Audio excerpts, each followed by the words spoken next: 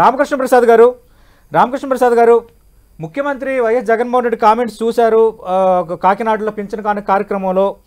రాబోయే రోజుల్లో కుట్రలు కుతంత్రాలు చాలా ఎక్కువగా జరుగుతాయి, కుటుంబంలో అడ్డగోలుగా చీల్చే కుట్రలు జరుగుతాయని అన్నారు. వైఎస్ షర్మిల రేపు కాంగ్రెస్లో చేరుతున్న నేపథ్యంలో ఆమె కాంగ్రెస్లో చేరటానికి వెనక పెద్ద కుట్ర ఉంది, దాని వెనక చంద్రబాబు ఉన్నారని వైసీపీ ఆరోపిస్తోంది. ముఖ్యమంత్రి చేసిన వ్యాఖ్యలు కూడా అర్థం వచ్చేలా ఉన్నాయి.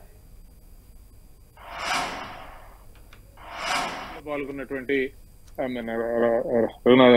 బాబు గారికి అలాగే మన వెంకటరెడ్డి గారికి 10 టీవీ వీక్షకులందరికీ నమస్కారం. ముందుగా నూతన సంవత్సర శుభాకాంక్షలు కూడా. మొదటిసారి ఈ సంవత్సరం టీవీ డిబేట్ లో మీ దానిలో పాల్గొంటా ఉన్నాను. ఇప్పుడు ఇక్కడ ఒకటి, రాజకీయాల్లో మనం ఉన్నాం. రాజకీయాల్లో ఉన్నప్పుడు మనకి ఈ ప్రజల యొక్క ఆమోదంతో పాటుగా మనం మన యొక్క క్యాడరు, మనకు సంబంధించినటువంటి వాళ్ళ యొక్క ఆమోదాన్ని కూడా పొందాల్సినటువంటి అవసరం ఉంటుంది.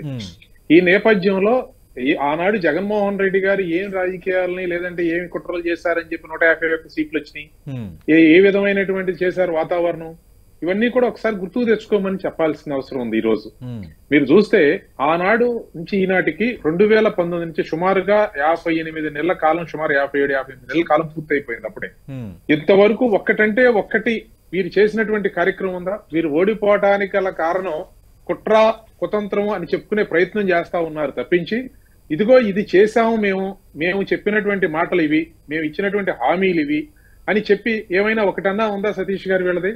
ఈ హామీల్లో ఏదైనా ప్రత్యేక హోదా తీసుకొచ్చారా? లేదా ఈ రాష్ట్రానికి సంబంధించినటువంటి నిధులు ఏమైనా తీసుకొచ్చారా? లేదు నీటికి సంబంధించిన సమస్యలు పరిష్కరించగలిగారా? లేదా ఉద్యోగాలు ఇవ్వగలిగారా? లేదు ఈ రాజధాని సమస్యకు సంబంధించి లేనటువంటి రాజధాని సమస్యను సృష్టించారు, లేదా వాళ్ళకు ఉన్నటువంటి కుటుంబంలో వివిధ సమస్యలను సృష్టించుకున్నారు, రాష్ట్రాన్ని రావణ కాష్టం చేశారు, కులాల మధ్య, మతాల మధ్య, ప్రాంతాల మధ్య విభేదాలు సృష్టించే ప్రయత్నం చేశారు. ఇవన్నీ వాస్తవాలు. ఇవన్నీ నేను వేరే కుటుంబాలను అడ్డగోలుగా చీల్చే కుట్రకు పాల్పడుతున్నారని మిమ్మల్ని ఉద్దేశించి ముఖ్యమంత్రి కామెంట్ చేశారు, అంటే ప్రతిపక్షాలను ఉద్దేశించి. అదే మరి ఆయన కుటుంబంలో ఎవరిని ఉద్దేశించి ఎవరి కుటుంబాల్లో ఎవరిని చీల్చున్నారో ఎవరో తెలియదు. వారంతటా వారే కదా గౌరవ అధ్యక్షులుగా ఉన్నటువంటి విజయమ్మ గారిని తీసేశారు. ఎందుకు తీసేశారు వెంకటరెడ్డి గారు చెబుతారా? మరి అంటే నేనేమన్నానంటే వాళ్ళ పార్టీకి ఎవరు అధ్యక్షులుగా పెట్టుకుంటారు, ఎవరిని కార్యదర్శిగా పెట్టుకుంటారు అనేది నేను ప్రశ్నించట్లా. కానీ కుటుంబంలో మీరు ఆ రోజు ఉన్నటువంటి అధ్యక్షురాలని ఎందుకు తీసేశారు? ఈ రోజు ఎవరు వ్యతిరేకంగా మీ కుటుంబంలో ప్రయత్నించేటువంటి ప్రయత్నం చేస్తా ఉన్నారు? దానికి ఈ రోజు ప్రయత్నం చేస్తా ఉన్నారా? గతంలో నుంచి ఉన్నారా? దానికి గల కారణాలు ఏంటి? అవి మీ రాజకీయ పరమైనయా, వ్యక్తిగతమైనయా? ఇది మేము ఆ జోలికి మేము వెళ్ళట్లేదు కదా. మీరెందుకు వాటి కుటుంబాలను తీసుకొచ్చుకున్నారో తెలియదు. వాళ్ళు ఎందుకు ఈ రాష్ట్రానికి ఏం చేశారు అని చెప్పి మేము అడుగుతా ఉంటే అడిగిన ప్రతి గొంతుని, ప్రశ్నించిన ప్రతి గొంతుని నొక్కే ప్రయత్నం చేశారు. అందరి మీద కేసులు పెట్టేటువంటి ప్రయత్నం చేశారు తప్పించి సమాధానం చెప్పే ప్రయత్నం ఎక్కడన్నా జరిగిందా సతీష్ గారు? ఈ రోజు వాళ్ళ కుటుంబాలని చేల్చాల్సినటువంటి అవసరము రాజకీయంగా ఎవరికీ లేదు, లేదా కుటుంబ పరమైనటువంటి ఇంకొకటి చేయాల్సిన అవసరం ఎవరికీ లేదు.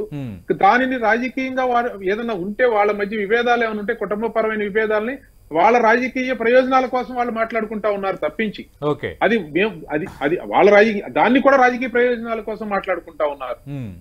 ఈ రోజు వివేకానంద రెడ్డి గారు హత్యకేసి సంబంధించి ఏమైంది అని చెప్పి అడిగిన వాళ్ళ మీద కేసులు పెట్టారు కదా. ఆ ప్రశ్నించిన అధికారి మీద దర్యాప్తు అధికారి మీద పెట్టారు కదా.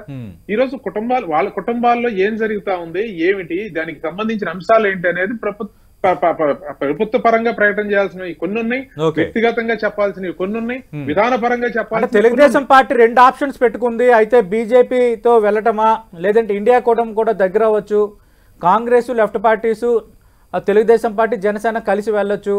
దీంట్లో భాగంగా రాజకీయం జరుగుతోంది.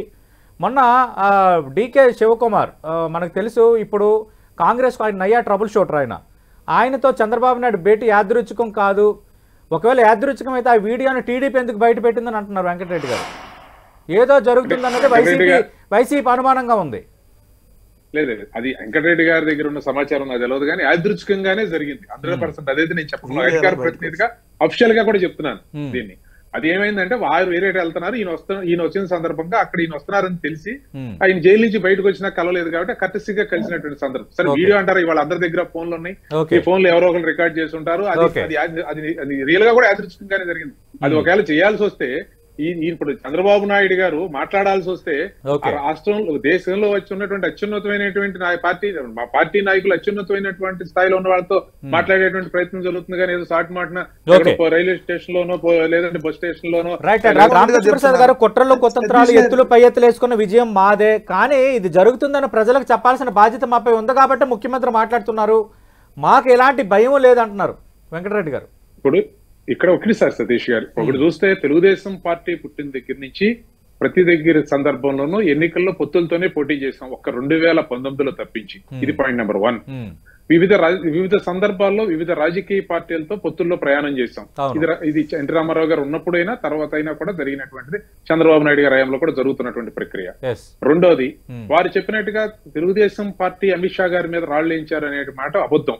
అక్కడ వేసినటువంటి మాట నిజం, దాని మీద కేసులు కట్టినటువంటి మాట నిజం. ఆ రోజు అధికారంలో మేమే మీకు మళ్ళీ కేసులు కట్టకుండా బాధితుల మీద కేసులు కట్టినటువంటి సందర్భం లేదు.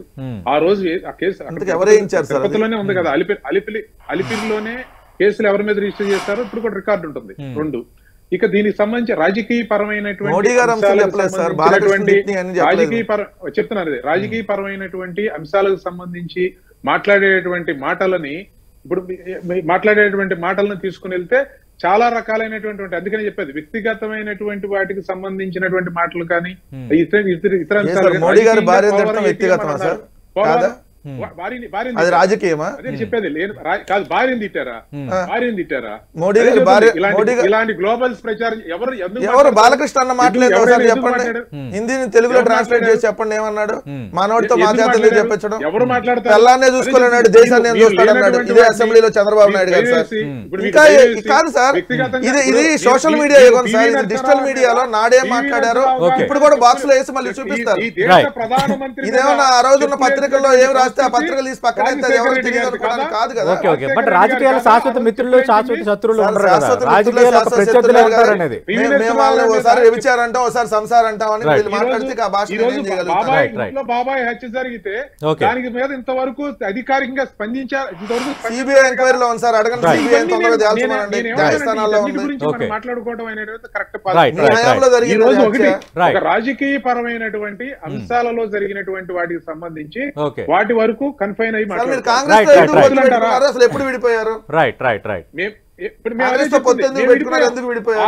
బీజేపీతో ఎందుకు పొత్తు పెట్టుకున్నారు? ఎందుకు విడిపోయారు? కమ్యూనిస్టులతో ఎందుకు పొత్తు పెట్టుకున్నారు? ఎందుకు విడిపోయారు?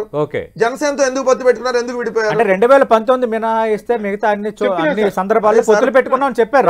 రోజుకు ఒక ఊర్లో ఒకరితో పొత్తులో ఉంటారు, సంవత్సరం ఒక రాష్ట్రం ఒకరితో పొత్తులో ఉంటారు, ఒక పార్టీతో పొత్తులో ఉన్నారు, మళ్ళీ విడిపో.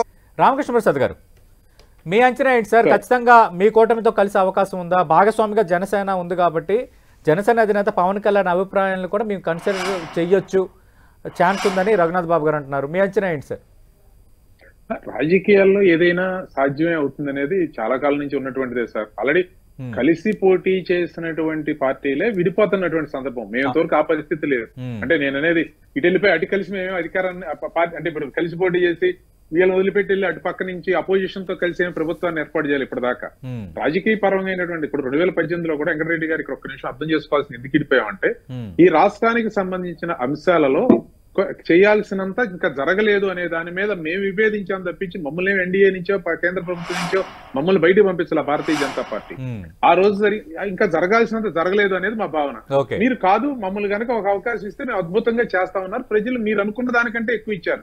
మీరు 25 ఎంపీ సీట్లు అడిగితే 30 పైన ఇచ్చారు. ఇప్పుడు 32 ఉన్నాయి. 10 వస్తే ఇంకో 2-3 వస్తాయి అంటున్నారు ఎంపీలు. కాబట్టి నేను అనేది ఇన్ని ఇచ్చినా మీరు ఒకటి చేంజ్ చేశారు అనేది అడుగుతుంటే దానికి సమాధానం చెప్పడం లేదు. ఇప్పుడు ఈ రోజైనా ఈ రాష్ట్రం కోసం, ఈ రాష్ట్ర ప్రయోజనాల కోసం ఏది మంచిదైతే అది చేయాలనేదే మేము ఉన్నాం. ఆ రోజు ఈ రోజు కూడా మేము చెప్తుంది అదే. బయటికి ఎందుకు వచ్చామంటే దీనికోసం వచ్చాం. మేమేమి వాళ్ళతో బీజేపీతో పొత్తును మీరు కోరుకుంటున్నారా? బీజేపీ మీతో రావాలనుకుంటుందా? సార్, ఈ రాష్ట్ర ఇప్పుడు ఇది రెండేపుల నుంచి ఉండే స్నేహం అనేది రెండేపుల నుంచి ఉంటుంది సార్. అది రెండేపుల నుంచి ఉంటేనే స్నేహం అవుతుంది. సో ఇది ఎప్పుడు వన్ సైడ్ లవ్ ఉండదు సార్. ప్రేమ అనేది రెండు వైపుల నుంచి కలుగుతుంది. కాబట్టి ఇది దీనికి సంబంధించి అంటే ఇప్పుడు లవ్ లో ఉన్నట్ట లేనట్ట, లవ్ లో పడ్డారా లేదా, కలిసి ప్రయాణం చేయడం అనేది అన్ని రెండు పక్కల నుంచి తీసుకునేటువంటి నిర్ణయం అవుతుంది తప్పించి అది ఏకపక్షంగా తీసుకునేది కాదు సార్. అది కాకపోతే ఇక్కడ మేము ఒక్క మాట చెప్పదలసింది ఏంటంటే ఇప్పుడు భిన్న సిద్ధాంతాలు విభేదాలు ఉన్నటువంటి పార్టీలు కూడా ఈ రాష్ట్రంలోనే, దేశంలో ఎక్కడా లేదు, ఈ రాష్ట్రంలో ఏకతాటిపైకి వచ్చినాయి. ఒక రాజధాని విషయం తీసుకోండి, ఇంకోటి తీసుకోండి, అప్పుడన్నా వీళ్ళు గ్రహించుకున్నట్టయితే ఈ రోజు ఈ రాష్ట్రంలో ఈ పరిస్థితి వచ్చేది కాదు. తోటకూర కాడనాడే అన్న సామెత ఖచ్చితంగా వర్తించే పరిస్థితి ఈ రోజు రాష్ట్రంలో వచ్చింది సార్. అది